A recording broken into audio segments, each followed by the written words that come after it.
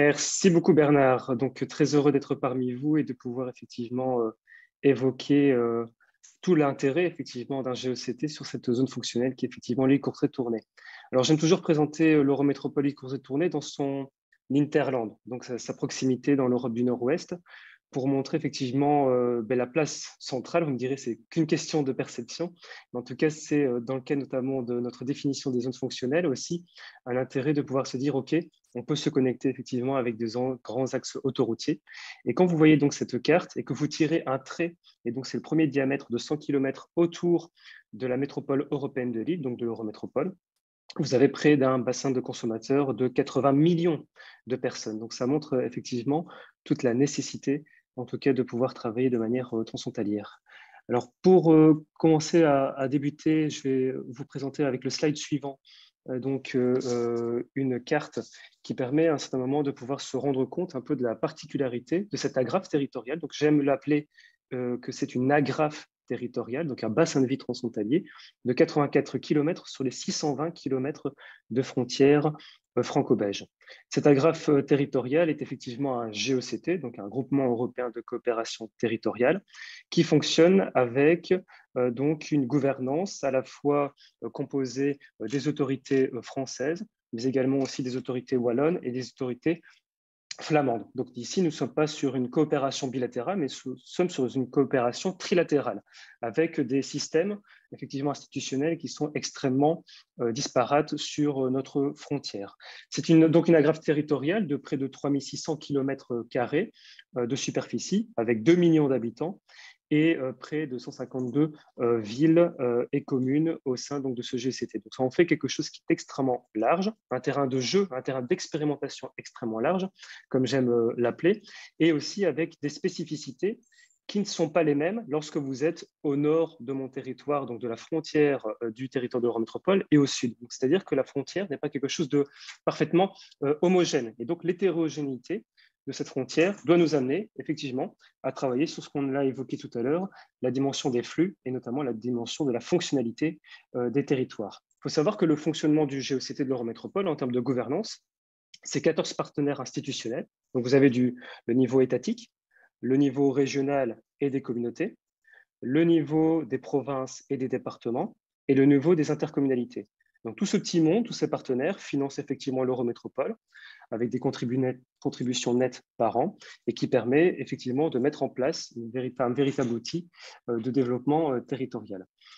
Dans ce cadre-ci, donc, ce bassin de vie transfrontalier dispose d'une richesse qui est finalement ce continuum urbanistique. Alors, véritable richesse, puisque nous passons la frontière sans même nous en rendre compte, et à la fois difficulté, puisque quand on passe la frontière, on se heurte véritablement aussi aux problématiques, notamment aux problématiques relatives au blocage juridico-administratif. Et donc, avec le slide suivant, je peux aborder avec vous effectivement la dimension de la proximité. Donc là, vous avez mon territoire de l'Eurométropole qui est effectivement zoomé sur son lieu. Donc vous avez la frontière qui passe au centre donc, de cette cartographie.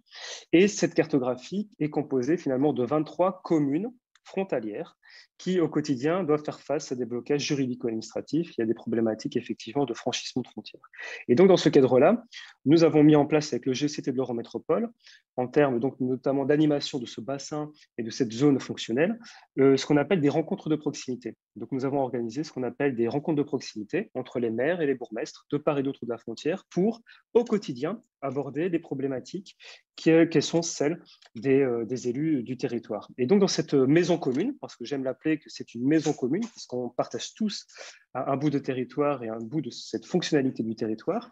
nous avons en tout cas pour objectif de pouvoir aborder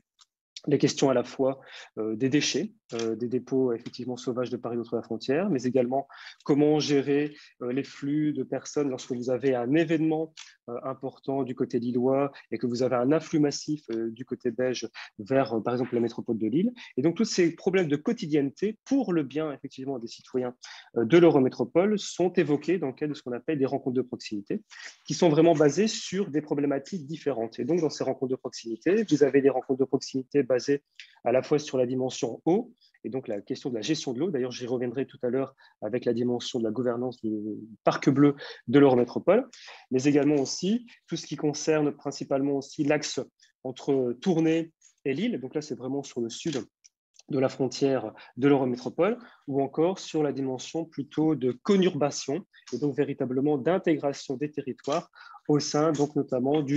on peut l'appeler de l'axe Moucron, Tournai, Roubaix. Donc ça, c'est vraiment, si vous voulez, le continuum urbanistique dans toute sa splendeur. Et donc, dans ce cadre de réunion, donc avec l'Eurométropole qui est une gouvernance, donc il n'y a pas pour objet de prendre la place des gouvernements, mais véritablement d'aider les gouvernements à mieux comprendre la réalité de terrain, nous organisons toute une série donc, de réunions qui visent à se mettre autour de la table et à comprendre les particularités des problématiques juridiques institutionnelles, mais surtout d'apprendre à mieux se connaître. Et donc ça, c'est vraiment quelque chose qui est important. On l'entend plusieurs fois sur comment appréhender à bassin fonctionnel un territoire, la fonctionnalité effectivement de ces zones transfrontalières, c'est d'abord apprendre à se connaître. C'est très clair que si vous mettez des gouvernances en place et que les personnalités ne savent pas exactement ce qui se passe de part et d'autre de la frontière, vous allez avoir des difficultés de compréhension. Et donc, avec l'Eurométropole, ce que l'on fait, c'est qu'on joue un peu ce rôle de médiateur, de facilitateur, et on force un petit peu, et on accélère un peu la prise de conscience par rapport aux enjeux transfrontaliers. Et c'est pour ça que les rencontres entre les maires et les bourgmestres, donc les 23 communes frontalières de part et d'autre de la frontière, sont vraiment à une essence même pour pouvoir travailler ce qu'on appelle l'aménagement du territoire et pouvoir mieux travailler, mieux chérir finalement ces flux transfrontaliers au niveau donc, de cette zone frontalière. Il faut savoir que si vous arrivez à Tournai, vous avez près de 10% de la population qui fréquente la ville de Tournai, qui est tournaisienne. Si vous êtes dans une autre ville du territoire de l'Eurométropole du côté belge, et à savoir Étain-Puy, vous avez près de 30% d'habitants français. Donc ça en dit long, effectivement, sur la nécessité de mieux faire collaborer les différents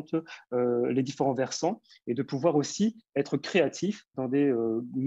sur des formats, effectivement, de pouvoir mettre en place des rencontres de proximité. Et donc, dans ce cadre-là, j'aime beaucoup la notion de Living Labs, parce que c'est vraiment ça qui est au cœur de notre politique au sein de l'Eurométropole du courte tournée, c'est de mettre en place des cadres d'expérimentation pour pouvoir justement trouver des solutions aux irritants du quotidien et aux irritants qui est effectivement la frontière. Et donc cette frontière doit être retournée comme étant non plus un blocage, mais véritablement une opportunité. Et c'est vrai que ces rencontres de proximité nous poussent, au travers des blocages, à mieux se rencontrer, à mieux discuter et à mieux chérir notre maison commune, qui est effectivement notre bassin de vie transfrontalier. Et donc, dans ce cadre-là aussi, stratégiquement, il y a de ça quelques mois maintenant, nous avons signé d'ailleurs une charte de coopération avec le GECT Côte d'Opale, qui est plus au nord du territoire de l'Eurométropole. Donc là, on va plus vers le littoral, vers la mer du Nord, mais également aussi le parc naturel européen Plaine Scarpesco, qui est un nouveau GECT constitué, et nous avons ensemble signé un mémorandum transfrontalier pour justement pousser la coopération un peu plus large, puisque au-delà des zones fonctionnellement compétentes du territoire de l'Eurométropole, quand vous êtes sur d'autres dynamiques plutôt macro-régionales, il faut aussi qu'il y ait une meilleure concertation entre les différents acteurs du territoire. Donc vous l'avez compris, ce jeu et cette gouvernance et ces gouvernances sont véritablement à destination des citoyens du territoire pour justement mieux faciliter les échanges et mieux comprendre les flux des différents acteurs. Et donc, particulièrement, les rencontres de proximité sont des moments particulièrement intenses et pour lesquels il ne s'agit pas de faire des one-shots. Il s'agit de créer une dynamique qui soit durable parce que combien de fois nous n'avons pas été dans des réunions où au lendemain, nous n'avons pas forcément de suivi. Donc là, le rôle du GECT, c'est de garantir cette durabilité, ce suivi dans les échanges qui sont tout à fait complémentaires à des outils financiers tels que Interreg, puisque bien évidemment, nous comptons sur l'appui Interreg, ou des programmes comme Interact, ou aussi des initiatives de la Commission européenne. Donc tout ça est finalement complémentaire pour mieux appréhender le territoire de l'Eurométropole et finalement aussi les frontières internes de l'Union européenne. Avec le slide suivant, je peux aborder avec vous un projet qui effectivement me tient à cœur. Si on arrive sur le slide suivant, je ne sais pas s'il y a un slide suivant.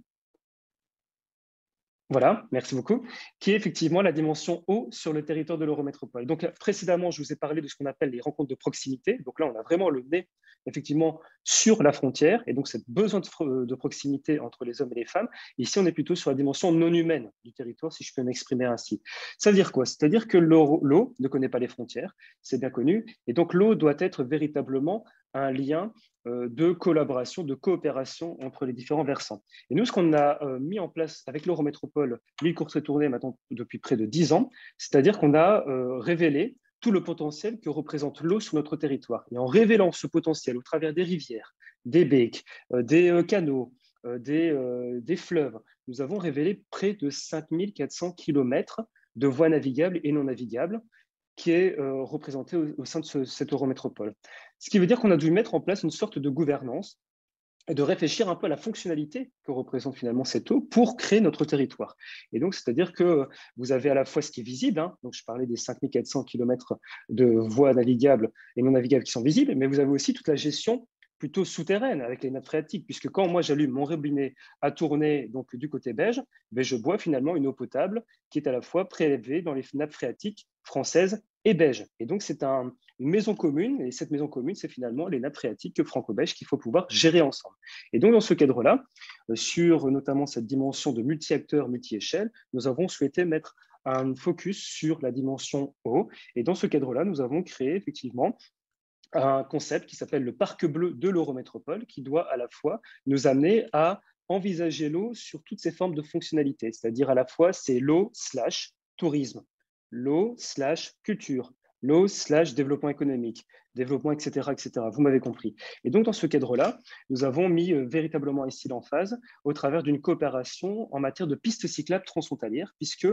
ce qu'on se rendait compte, c'est que le long des chemins de l'eau, ce qu'on appelle les chemins de halage, donc le long de l'eau, vous avez toutes des pistes cyclables qui sont à disposition effectivement des citoyens de l'Eurométropole, mais qui ne sont pas forcément bouclées entre elles. Et donc, nous avons mis en place avec l'Eurométropole ce qu'on appelle le carré bleu de l'Eurométropole, 90 km de pistes cyclables jalonnées par des panneaux de signalisation écofinancés par le programme Interreg France Wallonie-Vlaanderen de Rhône. Donc, quand je vous parle de complémentarité, c'est tout à fait pratico-pratique. C'est qu'au départ, c'est une initiative qui est prise de renforcer ces dimensions au travers du GECT avec les partenaires du GECT de l'Eurométropole. Et ensuite, après, nous avons saisi l'opportunité d'être financés par un programme Interreg France Wallonie-Vlaanderen de Rhône pour créer, pour les citoyens de l'Eurométropole, 90 km de pistes cyclables et à la fois aussi 90 km de pistes cyclables, à la fois en vélo-tourisme, mais aussi en vélo économique. Autre aspect aussi que l'on a mis en place au travers d'un financement européen pour justement travailler davantage ce franchissement de frontières, et on tire finalement quelque chose aussi qui est de l'ordre de la fonctionnalité touristique aussi du territoire, c'est ce qu'on appelle les balades bleues. C'est les fameuses Blue Walks pour lesquelles nous avons lancé un programme et qui d'ailleurs est toujours d'actualité, puisque entre mai et septembre prochain, vous pourrez vous balader sur le territoire de l'Eurométropole au travers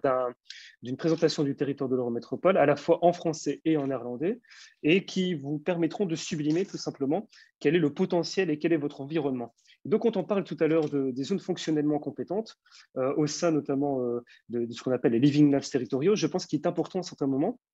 de pouvoir se mettre d'accord aussi sur ce qu'il faut en tout cas déterminer ensemble, et c'est ce qu'il faut pouvoir préserver. Et c'est vrai que durant le Covid, on a été frappé notamment par un événement assez malheureux, puisqu'il y a une pollution qui a été réalisée au sud de la métropole européenne de Lille, et qui bien évidemment a remonté le lit de l'Escaut, donc le lit du fleuve que l'on appelle l'Escaut, et qui est remonté jusque sur le territoire wallon et flamand. Et donc on voit par là que la gestion commune aussi de ce type comment dire, d'éléments non naturels est vraiment important au travers effectivement d'une fonctionnalité territoriale, mais également aussi au travers d'une gouvernance. Et donc dans ce cadre-là aussi, on se rend compte qu'il y a effectivement un potentiel. Ces cartes, et en tout cas cette dynamique de l'Eurométropole est extrêmement claire aussi, c'est que nous, ce qui nous est de notre préoccupation au quotidien, c'est véritablement la communication vers les publics, les citoyens de l'Eurométropole. Il est important aussi d'avoir effectivement véritablement ce lien entre territorialité et communication du citoyen. Si vous avez effectivement un très bon territoire qui est parfaitement, comment dire, bien échafaudé et bien consistant, il est important que les citoyens du territoire de l'Eurométropole s'approprient les choses. Et donc, dans ce cadre-là aussi, nous, on a en tout cas à cœur avec l'Eurométropole de pouvoir travailler ce qu'on appelle la communication vers le citoyen. C'est-à-dire ce qu'on a énormément fait durant la crise de Covid, où nous avons édité à la fois un vademecum, des mesures prises à la fois en France, en Belgique et donc en Wallonie et en Flandre, pour justement permettre de savoir ce qui se passait de part et d'autre de la frontière. Donc ça, c'est aussi le rôle, effectivement, aussi de mieux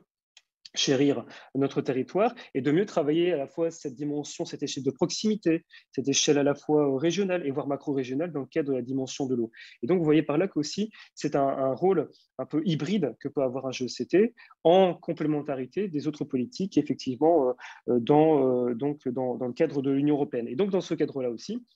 pour un peu boucler la boucle, ce qui est important pour nous au travers de la fonctionnalité et de la définition effectivement des zones fonctionnelles au niveau des territoires, c'est de pouvoir travailler aussi sur une meilleure connaissance des compétences de part et d'autre de la frontière. C'est pour ça qu'avec le GEC de l'Eurométropole, nous avons édité un guide franco-belge des compétences institutionnelles, et donc quelles étaient les compétences du côté français, du côté flamand et du côté wallon, puisque nous n'avons pas de parfaite symétrie entre les compétences, vous le savez comme moi, et donc dans ce cadre-là, c'est très très important si à un certain moment on veut commencer à travailler la fonctionnalité des territoires. Par exemple, sur notre territoire, la problématique relative à la formation d'alternance transfrontalière n'est pas quelque chose de tout à fait évident, puisque d'un côté, du côté belge, il n'y a pas de défraiement de la part d'un salaire d'un apprenti en Belgique, alors que du côté français, il est effectivement payé pour son stage en alternance. Et inversement, il y a effectivement des problématiques en matière de prise en charge de la sécurité sociale d'un apprenti en Belgique et en France. Donc, par cet exemple de blocage juridico-administratif, ça nous pousse aussi à travailler et aller beaucoup plus loin sur la fonctionnalité des territoires. Et ce que a été dit tout à l'heure, notamment par Jean Perroni, est tout à fait exact, c'est que ce qui est important, c'est d'aller aussi au-delà des données statistiques et d'aller aussi sur ce qu'on appelle l'observation du territoire et d'aller au départ aussi des acteurs du territoire. Et c'est vrai que ce territoire de l'Eurométropole, avec son GECT, mais également avec tous ses partenaires et avec aussi l'opportunité que représentent les financements européens, nous pouvons au quotidien de plus en plus avoir une connaissance fine de l'observation du territoire et nous pouvons à ce moment-là mieux calibrer la fonctionnalité, les fonctions de notre territoire en fonctionnant effectivement par à la fois, vous l'avez vu, des gouvernances qui sont des gouvernances dites de proximité, c'est les rencontres entre les maires et bourgmestres, des gouvernances dites plutôt macro-régionales, ça c'est plutôt la gestion de l'eau, ou encore des gouvernances plutôt dites, on va dire, régionales. À ce moment-là, c'est plutôt la question de la formation d'alternance transfrontalière ou encore la dimension de l'emploi de la formation. Donc voilà un peu ce que je voulais partager avec vous et vous dire que c'est important de pouvoir travailler cette fonctionnalité des territoires parce que ça permet aussi une meilleure aide à la décision pour les élus, parce qu'il faut bien aussi se rendre compte que quand vous mettez des élus, et je le vis au quotidien dans le cadre de mon GECT, mais à la fois avec des niveaux différents, c'est-à-dire un élu local en face d'un élu régional, un élu national par moment, avec des cultures qui sont différentes, culture française, flamande, wallonne, c'est vrai qu'on a du mal à trouver une définition. Et donc, cette définition, elle se trouve au travers des exemples concrets et au travers aussi des fonctionnalités que nous partageons et qui est finalement cette maison commune qui est un bassin de vie transfrontalier.